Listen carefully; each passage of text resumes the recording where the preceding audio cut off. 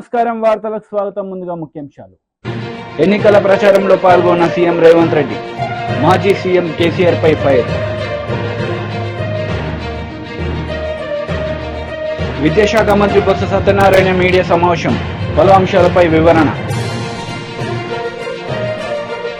ఎన్నికల ప్రచారంలో భాగంగా సీఎం రేవంత్ రెడ్డి పాల్గొన్నారు. ఈ సందర్భంగా ఆయన ప్రసంగించారు. విధ్వంసం చేస్తే మొన్న జరిగిన డిసెంబర్ ఎన్నికల్లో బండకేసి కొట్టి బోర్ల పడేసి బొక్కలు ఇరగొట్టిరు తెలంగాణ ప్రజలు నిన్ను.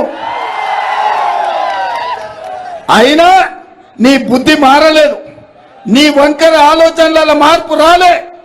నిన్న మొన్న అలా కొడుకు అంటుండు, కారు ఖరాబ్ అయింది, కార్ఖానకు పోయింది, మళ్ళీ వస్తుందని. వస్తుందా నాయన? వస్తుందా? వస్తుందా? వస్తుందా? కేటీఆర్, నువ్వు ఏం చేసినా, తల కిందికి కాలు మీదికి పెట్టి తపస్సు చేసినా ఖరాబై కార్ఖానకు పోవుడు కాదు. అనం చెడి కార్ఖానకు పోయింది, అక్కడి నుంచి అక్కడనే జుమ్మరాత్ బజార్లో తూకానికి అమ్మాల్సిందే నీ కారును. నీకు తెలియదేమో కానీ మీ నాయనకు తెలుసు. అందుకే మీ నాయన బస్సు వేసుకొని బయలుదేరింది, ఇంకా కారు రాదని.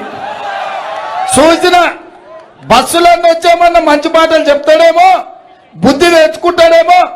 ప్రజలకు ఇన్ని రోజులు అన్యాయం చేసినా అని ప్రజల కడుపులో తలకాయ పెట్టి తెలంగాణ రైతుల కాళ్ళు పట్టుకొని క్షమించమని అడిగి 10 ఏళ్ళు నేను దోచుకున్నా, దుర్మార్గం చేసిన, ఇప్పుడైనా నేను మారుతా, నాకు అవకాశం ఇవ్వండి అని అడుగుతారేమో అనుకున్నా.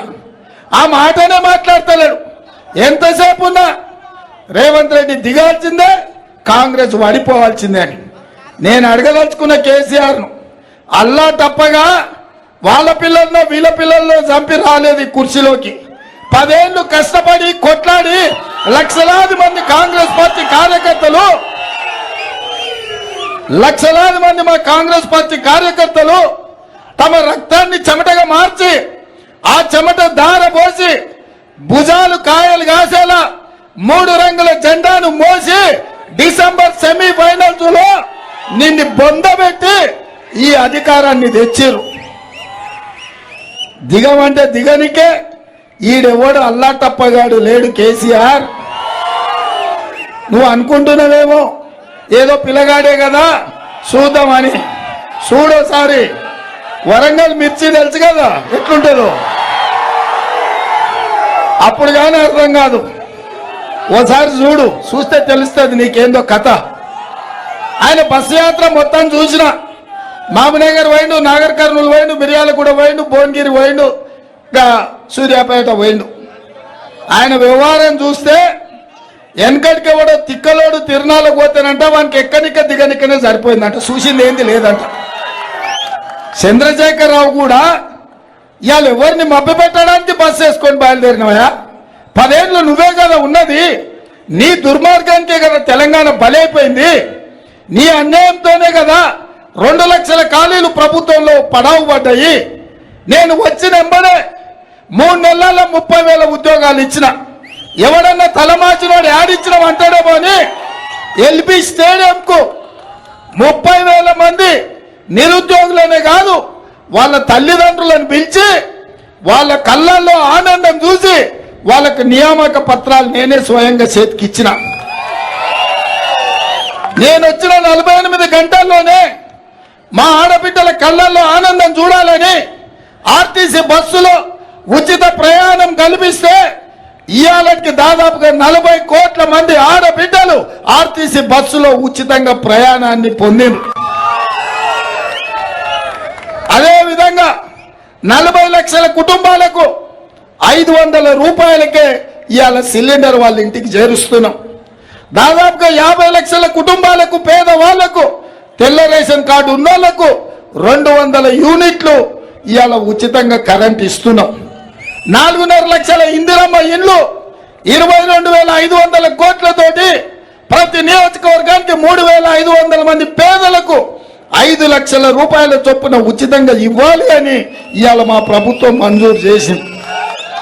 రాజీవ్ ఆరోగ్యశ్రీతోని 10 లక్షల రూపాయలు ఉచిత వైద్యానికి అందిస్తున్నాం. అత్యంత ముఖ్యమైన బీసీ జనాభా రాష్ట్రంలో ఫార్మర్ గవర్నర్ తమిళసై మీడియా సమావేశం నిర్వహించారు. ఈ సందర్భంగా పలు అంశాలపై ఆమె మాట్లాడారు. Which has been implemented by our Honorable Prime Minister Modi ji should continue. So the people of Telangana, my brothers and sisters, definitely will support BJP. And I have a special bonding with the people of Telangana. Nobody can disconnect that bonding.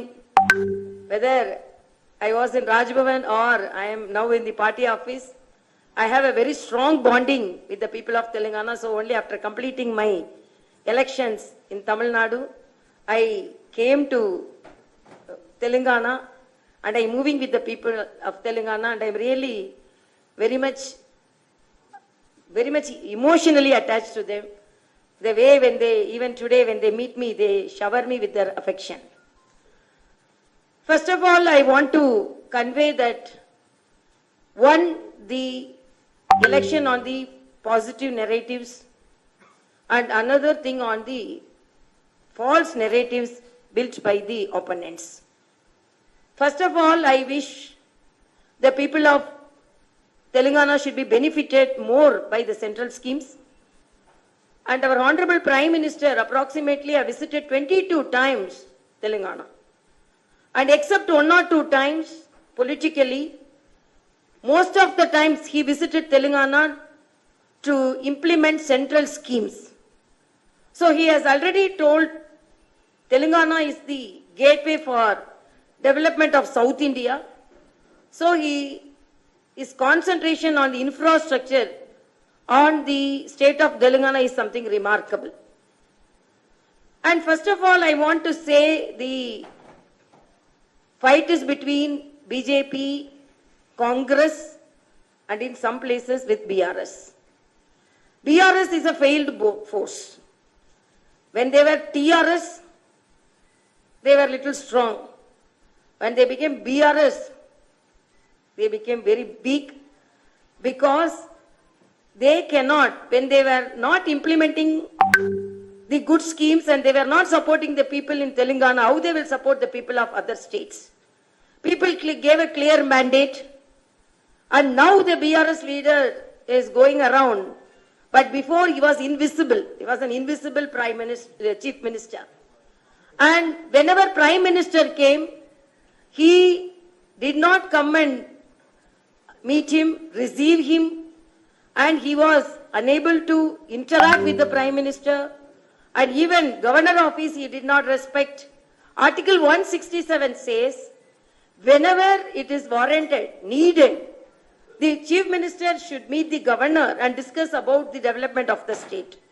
Almost continuously 2 years he did not meet me at all, and no protocol was followed, and the Governor office was not respected at all. So this is the way they respected the constitutional office, and what respect they are gaining from the people is visible now. So people very well know about the BRS. Congress, they came to power on false promises, and the way they are fulfilling the promises is in a sorry state. Brother Revant Reddy is asking KTR to wear a sari and get into the bus, and if the conductor is not asking ticket, then you will know that Congress is implementing its schemes. KTR is telling, you wear a sari and get into the bus, and you are not giving 2,500 which was promised for my sisters.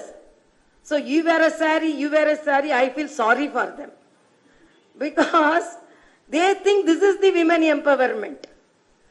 But our Honorable Prime Minister's implementation of the Mudra loans, 64% of the Mudra loan beneficiaries were women. Startup, 84%. విద్యాశాఖ మంత్రి Botsa Satyanarayana media సమావేశం నిర్వహించారు. ఈ సందర్భంగా పలు అంశాలపై ఆయన మాట్లాడారు. దాంతోపాటు ఎందుకు సహనం కోల్పోతున్నారు ఎందుకంటే దుర్బుద్ధి చేస్తూ నేను చంద్రబాబు నాయుడు మాటలు ఎవడైనా సభ్య సమాజంలో ఒక 14 సంవత్సరాలు ముఖ్యమంత్రి చేశారని గొప్పగా చెప్తున్న వ్యక్తి అలాంటి భాషను మాడొచ్చండి. 1,000 చూపెడితే 3,000 నీకు చూపెట్టు.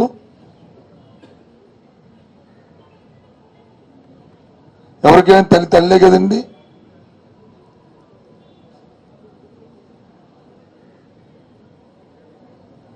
ఏంటి భాష?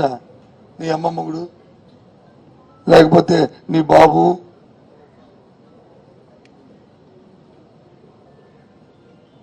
ఈ పదాలన్నీ రాజకీయంలో సభ్యసభ ఆశిస్తారండి.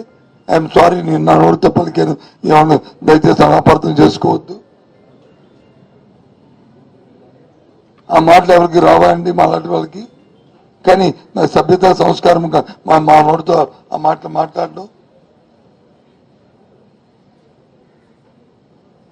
ఏం మెసేజ్ ఇవ్వదలుచుకున్నావు ఈ సమాజానికి? ఎలాంటి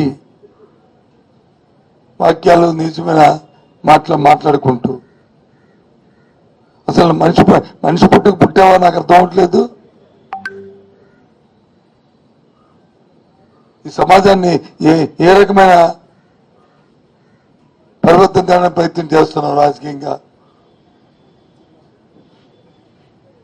మనుషులు మాట్లాడినా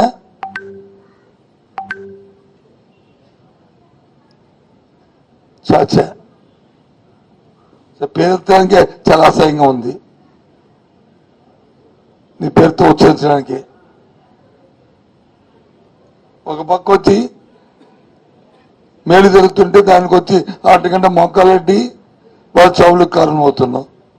ఒక పక్క వచ్చి వాళ్ళ సర్వైవల్కి వచ్చి నిజ జీవితంలో వాళ్ళ సర్వైవల్కి వచ్చి దాన్ని అడుగుతున్నావు ఎన్నికల ఆశ పెట్టుకొని.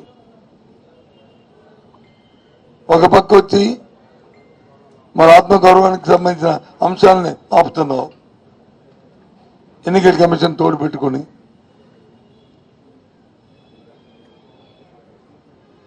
కూటమి వచ్చి వాళ్ళు వచ్చి పిటిషన్ పెడితే వాళ్ళు ఫిర్యాదు చేస్తే ఎన్నికల తానా అంటే తందాన అంటూ ఎన్నికల కమిషన్ వచ్చి తానా తందాన అంటుంది.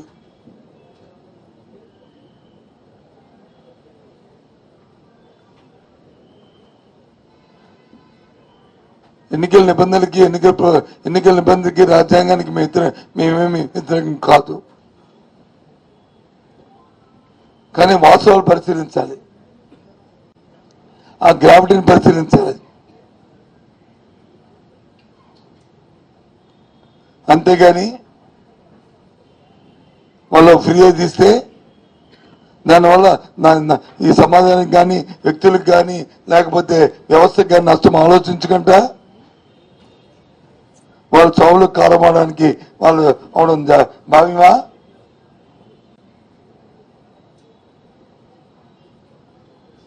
ఆ భాష మాట్లాడినప్పుడు ఏ విధమైన చర్య తీసుకున్నావు ఎన్నికల కమిషన్? ఈ చౌక్ కారణాలకి ఏం చర్య తీసుకుంది ఎన్నికల కమిషన్? ఇవాళ రేపు రైతాంగానికి వచ్చి ఇన్పుట్ సబ్సిడీ అందకపోతే రేపు వేసుకునే పంటకు వచ్చి నష్టపోతే దానికి ఎవరు బాధ్యులు? విద్యార్థులకు వచ్చి విద్యార్థి అందకపోతే వాళ్ళు అకాడమిక్ కంప్లీట్ అయినప్పుడు వాళ్ళకి ఆ విద్యా సంస్థలు వచ్చి వాళ్ళ పరీక్ష కూర్చోబెట్టకపోవడం కానీ టీసీ లేకపోతే ఎవరు బాధ్యులు?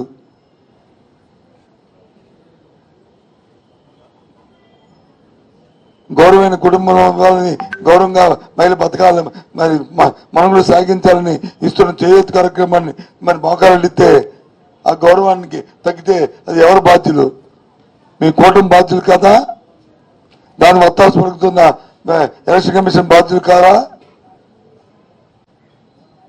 ఏంటిది? దేశంలో ఎక్కడ లేని విధంగా ఇక్కడ ఈ అడ్డుపెట్టాం. అదే గత ఎన్నికల్లో అయితే తెలుగుదేశం పార్టీ చేస్తే మాత్రం, ఆ కూటమి చేస్తే మాత్రం వీళ్ళు ఓకే అంటారు. చాచా అందుకే నన్ను ముఖ్యమంత్రిగా చెప్తున్నారు, అసలు ఎందుకు సహజంగా జరుగుతాయా జరగవా ఇది జరిపిస్తారా అన్న అనుమానం వ్యక్తం చేశారు.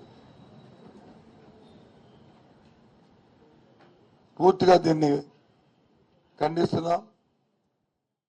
ఎన్డీఏ కూటమి నేతలు మీడియా సమావేశం నిర్వహించారు. ఈ సందర్భంగా పలు అంశాలపై వారు మాట్లాడారు.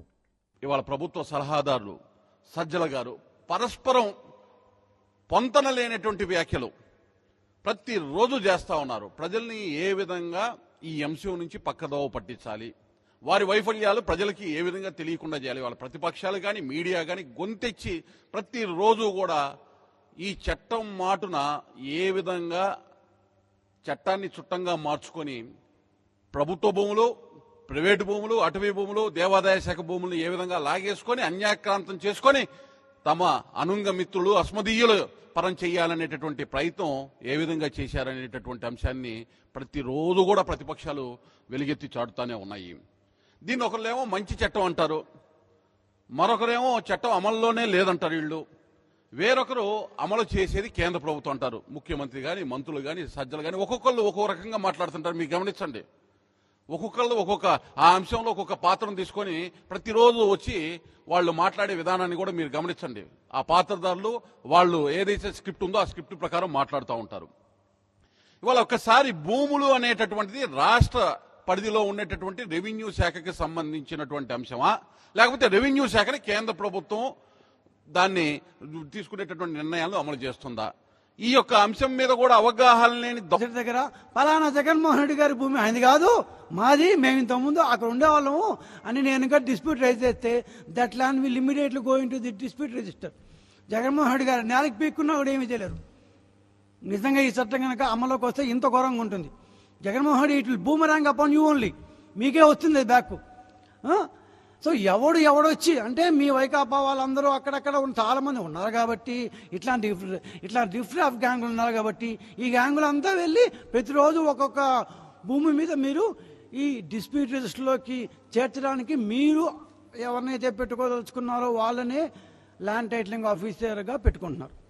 సరే, ఇది కాకపోతే ఇందాక దాన్ని శివశంకర్ చెప్పినట్టు 2 ఏళ్ళు ఒకడు యూఎస్ఏలో ఉంటాడో, ఇంకో చోట ఉంటాడో, బీహార్లో ఉంటాడో, ఎక్కడెక్కడ ఉద్యోగార్థం రకరకాల చోట్ల పోతుంటారు. పాపం వాళ్ళ ల్యాండ్ ఈ డిస్ప్యూట్ రిజిస్టర్లో చేర్చేస్తారండి. ఏముంది, ఒకడు పోయి వచ్చిన కాగితం ఇస్తాడు, ఆ కాగితం ఇవ్వగానే సింపుల్గా డిస్ప్యూట్ రిజిస్టర్లోకి వెళ్ళిపోతుంది. ఆ తర్వాత 2 ఏళ్ళు ఇంకంటే ఇంకా మనుషులకి పని పాట ఏముండకూడదు. ప్రతిరోజు నా ల్యాండ్ ఉందా లేదా చూసుకుంటూ ఉండాలన్నమాట. ఏమై జగన్మోహన్ రెడ్డి బుర్ర ఏమన్నా పెట్టావు? అసలు నువ్వు 3 సార్లు తెప్పించుకున్నావు బ్యాక్. ఆ 3 సార్లు తెప్పించుకుని చూడాలి కదా. అంటే ఇక మాకు పని పాట ఏముండకూడదు, ప్రతిరోజు మా ల్యాండ్ ఉందా లేదా అని చూసుకుంటూ ఉండాలన్నమాట. సో అట్లా 2 సంవత్సరాలు కానీ అయిపోతే కంక్లూజివ్ ఎవిడెన్స్ అంట.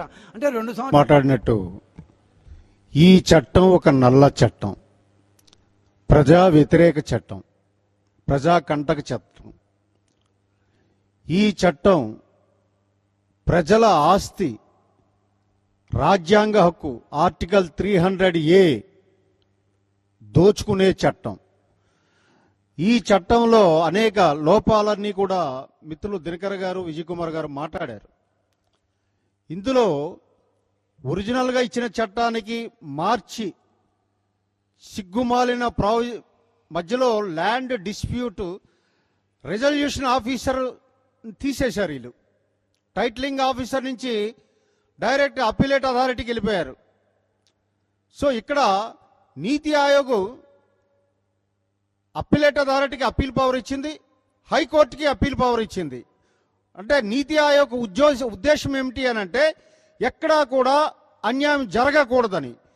ఈయన అప్పీలేట్ అథారిటీలో అప్పీల్ ఉంచి హైకోర్టు అప్పీలేట్ అథారిటీకి తీసి పాడేశాడు, రివిజన్ ఓన్లీ ఇచ్చాడు. ఎంత దుర్మార్గం అంటే దీని ఉద్దేశం మనకు అర్థమవుతుంది. రెండవది, సిపిసి కూడా వర్తించదని చెప్తున్నాడు ఈయన. గమనించాలి, ఈ మధ్యకాలంలో సిపిసిని కానీ, ఎవిడెన్స్ యాక్ట్ని కానీ, సిఆర్పిసిని కానీ, ఐపీసీని కానీ కేంద్ర ప్రభుత్వం సవరించినప్పుడు సిపిసిలో ఏ రకమైన సవరణలు చేయకుండా యథాతథంగా పెట్టడం గుర్తులేదా మీకు?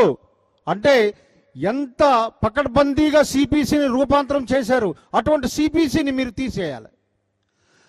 అలాగే ప్రభుత్వ ఉద్యోగి తప్పు చేస్తే శిక్ష వేయమంటే ఈ పెద్ద మనిషి భయభ్రాంతులు చేయడానికి కోసం ఎవరైనా రైతులు కానీ, ఆస్తి హక్కుదారులు కానీ తప్పుడు పత్రాలు చేస్తే వాళ్ళని బెదిరించడానికి కోసం శిక్ష కింద మార్చారు. టీడీపీ పోలిట్ బ్యూరో సభ్యులు వర్ల రామయ్య మీడియా సమావేశం నిర్వహించారు. ఈ సందర్భంగా సీఎం జగన్ రెడ్డిపై మండిపడ్డారు. వైజాగ్ లో ఎన్డీఏ కూటమి అభ్యర్థి మా భర్త గారు కదా, మా భర్త గారికి ఆయన మద్దతు తెలియజేస్తారు. నేను పోటీలో లేను, మా నవతరం పార్టీ వాళ్ళందరూ కూడా ఎన్డీఏ కూటమికి అభ్యర్థి భర్త గారికి మేము మద్దతు తెలియజేస్తామని ఆయన చెప్పడం జరిగింది. అలాగే బాపట్ల పార్లమెంట్ నుంచి ఎస్సీ కాన్స్టిట్యుయెన్సీ అది, ఆ పార్లమెంట్ నుంచి నల్లమాల తిరుపతిరావు గారు పోటీ చేస్తున్నారు. వారికి గాజు గ్లాసు గుర్తొచ్చింది. వారు కూడా బేషరతుగా ఎన్డీఏ కూటమి అభ్యర్థికి మద్దతు తెలియజేస్తున్నారు. అట్లాగే రాప్తాడు అసెంబ్లీ కాన్స్టిట్యున్సీ నుంచి కూడా శ్రీ బోయన నరేష్ గారు పోటీ చేస్తున్నారు. ఆయన గాజు గ్లాస్ గుర్తు. ధర్మవరం అసెంబ్లీ కాన్స్టిట్యున్సీ నుంచి షేక్ అయాజ్ గారు పోటీ చేస్తున్నారు. ఆయనకు కూడా గాజు గ్లాస్ గుర్తుంది. అలాగే మండపేట, ఈస్ట్ గోదావరి మండపేట కాన్స్టిట్యుయెన్సీ నుంచి నందికోళ్ళ రాజు గారు పోటీ చేస్తున్నారు. ఈ రాజు గారికి కూడా బకెట్ గుర్తొచ్చింది. ఆయన బేషరతుగా తెలుగుదేశం పార్టీకి మద్దతు తెలియజేస్తున్నారు. గాజువాక అసెంబ్లీ కాన్స్టిట్యుయెన్సీ నుంచి కూడా ఎస్ సారా జ్యోతి, ఈ అమ్మాయి పోటీ చేస్తున్నారు. వీరు కూడా బకెట్ గుర్తొచ్చింది. బేషరతుగా ఎన్డీఏ కూటమికి మద్దతు తెలియజేస్తున్నారు. ఈ రకంగా ఒక రాజకీయ పార్టీ, పూర్తి పార్టీ తెలుగుదేశం పార్టీకి ఎన్డీఏ కూటమికి మద్దతు తెలియజేయడానికి ముందుకొచ్చినందుకు కూడా నేను ఆ పార్టీ అధ్యక్షులు రావు సుబ్రహ్మణ్యం గారికి ఈ రోజున పోటీ నుంచి విరమించుకొని ఎన్డీఏ కూటమికి మద్దతు తెలియజేయడం కోసం వచ్చిన ఈ అభ్యర్థులందరికీ కూడా అభినందనలు, కృతజ్ఞతలు తెలియజేస్తూ వారి గొప్పతనం ఈ రాక్షస పరిపాలనకు స్వస్తి పలకటం కోసం, జగన్మోహన్ రెడ్డి అరాచక పరిపాలన రాష్ట్రం నుంచి తరిమి కొట్టడం కోసం బేషరతుగా, జనరల్గా మాకు అది కావాలా ఇది కావాలని కోరికలు ఉంటాయి. మాకు ఏ కోరిక లేదండి. జగన్మోహన్ రెడ్డి ఓటమి మా లక్ష్యం. తర్వాత ప్రభుత్వ వ్యతిరేక ఓటు, ఒక్క ఓటు కూడా చీలిపోవటానికి లేదు. ఎన్డీఏ కూటమికి పడాలనేది మా లక్ష్యం. అందుకోసమే బేషరతుగా ఈ రోజున చంద్రబాబు నాయుడు గారికి ఎన్డీఏ కూటమికి మద్దతు ఇస్తామని ముందుకొచ్చినందుకు వారికి అభినందనలు, కృతజ్ఞతలు తెలియజేస్తూ చంద్రబాబు నాయుడు గారి తరఫున వారి మాట ప్రకారం వీరందరూ కూడా పార్టీ జాతీయ ప్రధాన కార్యదర్శిగా, పార్టీ పొలిట్ బ్యూరో సభ్యుడిగా ఈ రాజకీయ పార్టీకి స్వాగతం పలుకుతూ మనందరం కలిసి ఈ జగన్మోహన్ రెడ్డి గారి రాక్షస పరిపాలనకు స్వస్తి పలుకుదాం, ప్రజాస్వామ్య పరిపాలనకు నాంది పలుకుదాం. రేపు 13వ తారీఖున అందరూ కూడా ఎన్డీఏ కూటమి అభ్యర్థుల్ని గెలిపించాలి. అందులో ఈ నవతరం పార్టీ ప్రధాన పాత్ర పోషించాలని చెప్పి కూడా కోరుతూ ఆ పార్టీ అధ్యక్షులు శ్రీ రావు సుబ్రహ్మణ్యం గారిని మాట్లాడవలసిందిగా కోరుతున్నా. మైక్ తీసుకో, మైక్ దగ్గరకు పెట్టుకో, ఆ స్విచ్ ఇప్పుడు మాట్లాడాలి. మైక్ దగ్గర మీరు కూర్చోండి. తెలుగుదేశం పార్టీ జాతీయ అధ్యక్షులు నారా చంద్రబాబు నాయుడు గారికి వార్తలు ముగించే ముందు ముఖ్యాంశాలు మరోసారి. ఎన్నికల ప్రచారంలో పాల్గొన్న సీఎం రేవంత్ రెడ్డి, మాజీ సీఎం కేసీఆర్ పై ఫైర్. విద్యాశాఖ మంత్రి బొత్స సత్యనారాయణ మీడియా సమావేశం, పలు అంశాలపై వివరణ. ఈ వార్తలు ఇంతటితో సమాప్తం. తిరిగి ప్రసారమయ్యే వార్తల్లో మళ్ళీ కలుద్దాం. అంతవరకు సెలవు. నమస్తే.